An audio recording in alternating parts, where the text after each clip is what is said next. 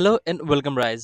আজি সাৰ পাই ওলাই গলো এটা ভিউ পইণ্ট চাম বুলি। মঞ্জিল অলপ দূৰ আছিলে, বাট লগত আছিলে বসুদা। দুইজন মস্ত মালাং গল্প কৰি গৈ আছিলো পাহাৰৰ ওপৰ ফালে। প্ৰথম আহি দেখা পালো শিৱ মন্দিৰ। তো শিৱ বাবাক প্ৰণাম জনাই আগবাঢ়িলো। অলপ আগবাঢ়ি দেখা পালো লোকেল কুটুব মিনাৰ। সঁচাকে ক'ব গ'লে ময়ো গম নাপাও কিহৰ টাৱাৰ। তো আমাৰ লোকেল কুটুব মিনাৰক বাই বাই জনাই অলপ আগবাঢ়ি আহি এই চাইনবোৰ্ড দেখা পালো, য'তনো লেখা আছিলে ইয়াত লেপাৰ্ডৰ এৰিয়া। তো ইমান ডেঞ্জাৰ জেগাত মই আগবাঢ়ি আহিলো বসুদাক পিছত ৰাখি। তো অলপ আগবাঢ়ি দেখা পালো এই ভিউ পইণ্ট। তো কমেন্ট কৰি জনাবচোন ভিউ পইণ্টটো কেনেকা লাগিছে আপোনালোকৰ। ভিউ চাই পাহাৰৰ পৰা নামি অহাৰ সময়ত দেখা পালো ইন্দ্ৰপুৰ নৰকাসুৰ শিৱ মন্দিৰ। তাৰ পৰা অলপ আগবাঢ়িলো তো দেখা পালো ষ্টেট কেঞ্চাৰ হস্পিটেল আৰু তাৰ লগত লাগি আছিলে কাৰ্ডিঅ'থৰাচিছ এণ্ড নিউৰ'চাইন্স চেণ্টাৰ। যদি আপোনালোকক ইয়াত আহিবলৈ একদমেই মন নাই তো ৰাতিপুৱা উঠি অলপ ৱাকিং এক্সাৰচাইজ আৰম্ভ কৰা আৰু জাংক ফুড বেয়া বস্তুৰ পৰা নিজকে দূৰ ৰাখা। এইবোৰ চাই আমি লাহে লাহে খোজকাঢ়ি আহি গলো গণেশগুৰি গণপতি বাপ্পাৰ ওচৰত। তো ইয়াতে বাপ্পাক প্ৰণাম জনাই দৌৰি দিলো ৰুমলৈকে। ইমান খোজকাঢ়ি আৰু ৰানিং কৰি আহিলো।